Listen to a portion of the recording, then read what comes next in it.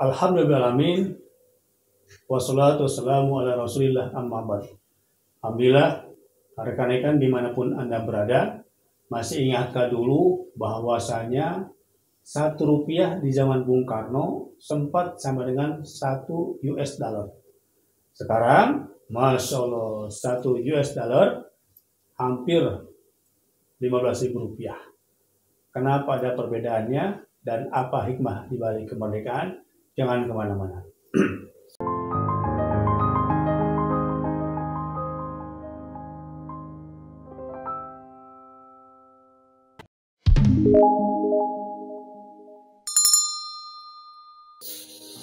Assalamualaikum warahmatullahi wabarakatuh. Nahmaduhu wa nusalli ala rasulil karim amma ba'du. 17 Agustus tahun 1945. Itulah hari kemerdekaan kita. Saya masih ingat lagunya. 17 Agustus tahun 45. Itulah hari kemerdekaan kita. Masya Allah. Masih ingat? Lagu lama kita nyanyikan waktu paskibra ataupun sudah sekolah menjadi petugas upacara. Masya Allah, ya. Bayangkan dahulu kala 1 dolar sempat 1 rupiah, ya, di zamannya Bung Karno. Dan ketika itu ada kita namanya ori, uang Republik Indonesia. Dan ternyata setiap dicetak ori, uang Republik Indonesia, itu 1 gram emas setara dengan 2 ori. Ya, artinya apa? Kalau 5 gram emas sama dengan 10 ori. Masya Allah, presiden berganti, kemudian terjadilah fluktuasi nilai dolar terhadap rupiah. Saat ini kurang lebih 1 US dollar 14.500 rupiah. Masya Allah, kenapa terjadi seperti itu? Dan sama masalahnya, kenaikan harga barang, kemudian kemiskinan masih merajalela. Maka yuk kita bandingkan bagaimana dengan dinar dan dirham. Masya Allah, 14 abad lalu ketika Nabi kita Nabi Muhammad SAW memimpin umat ini, maka mata uangnya menggunakan dinar dan dirham. Dinar mata uang emas, dirham mata uang perak. Dan tahukah Anda berapa ekuivalen 1 dinar ketika itu? Berapa harga produk atau barang yang didapatkan dengan 1 dirham? 1 dirham emas 14 abad lalu setara dengan seekor kambing. 1 dirham perak setara dengan seekor ayam. Zaman berlalu, zaman berlalu, zaman berlalu. Kemudian masa kemerdekaan, lompat masanya Pak Harto, kemudian Pak Habibie, kemudian Gus Dur, Megawati, dan zaman sekarang, Masya Allah, terjadi fluktuatif antara nilai kurs jual beli dolar terhadap rupiah. Tetapi kalau kita lihat bagaimana stabilitas dinar dan dirham, ternyata 14 abad lalu seekor kambing, dan sekarang sudah 1400 tahun lebih 1 dinar tetap seharga seekor kambing. Masya Allah, karena yang pertama mata uang dinar stabil, zero inflation. Kemudian durable, artinya apa? Ya, emas zamannya Nabi, emas pula zaman para khalifah. Emas zamannya Bung Karno, masih emas pula zaman sekarang. Bahkan emas kita yang kita beli pun tetap berupa emas. Ya, dibelah 2, 1 gram, separuh gram masih bisa berfungsi. Apabila dibandingkan dengan rupiah, ya, rupiah zamannya Bung Karno apakah sama dengan rupiah zamannya Pak Harto?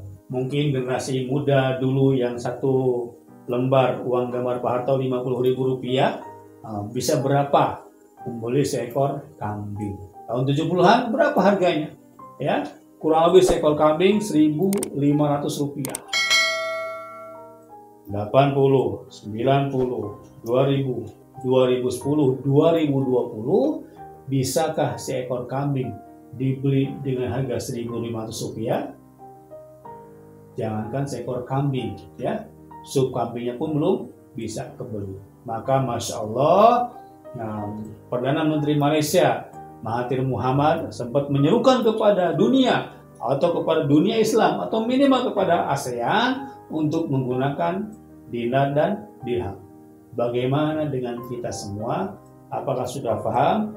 Ataukah baru mengetahui? Atau belum sama sekali melihat? Dan mudah-mudahan lewat channel YouTube ini, yuk kita mulai pelajari bagaimana stabilitas dinar dan dirham, kemudian dari mana kita mendapatkannya, kemudian bagaimana mulai mengaplikasikannya dalam kehidupan kita sehari-hari.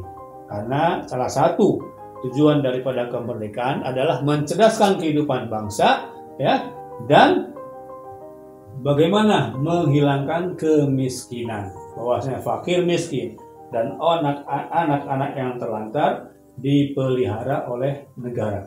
Kalau mereka tidak bisa terentaskan, maka yuk kita mulai dengan diri kita mulai dengan keluarga kita mulai dengan masyarakat kita.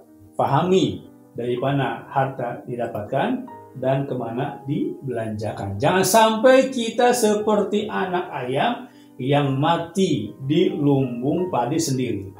Gemah ripah repeh rapih loh zinawi, tongkat kayu dan batu jadi tanaman. Masya Allah, di hutannya, di lautnya, binatangnya, tumbuhannya betapa luas dan betapa kayanya negeri ini, tetapi kenapa masih banyak orang miskin, masih banyak orang yang terlantar. Nah, mudah-mudahan mendapat inspirasi, mendapat motivasi dari video ini, sehingga yuk kita bergerak, kemudian hilangkan kemiskinan dalam diri kita. Saat ini, ya kan, di masa pandemi pun tetap semangat, tetap bangkit, tanam tanaman yang kita bisa tanam, kemudian pelihara hewan, ikan yang bisa kita pelihara, kemudian konsumsilah sendiri dan cintai produk dalam negeri 100% Indonesia. Seandainya di antara kita ya mau memproduksi sendiri, kemudian menjual sendiri, dan dia mau membeli produk-produk dari kawan-kawan kita, khususnya usaha kecil dan menengah, sehingga terjadi perputaran produksi di situ.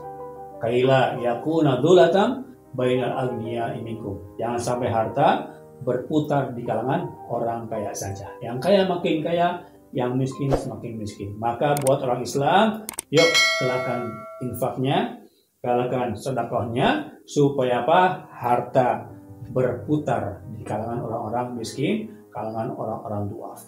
Dan yang terakhir, mari kita bantu. Satu orang kaya, bantu satu orang miskin. Kalau bisa satu orang kaya, bantu 10, bantu 20, bantu 30 orang miskin. Jangan sampai mereka dalam keadaan miskin, kemudian melarat, bahkan rentan terhadap penyakit dan kemaksiatan. Ketika kemiskinan mulai merajalela, kami khawatir akan terjadi banyak kemaksiatan dan kemungkaran. Demikian dari kami. Assalamualaikum warahmatullahi wabarakatuh.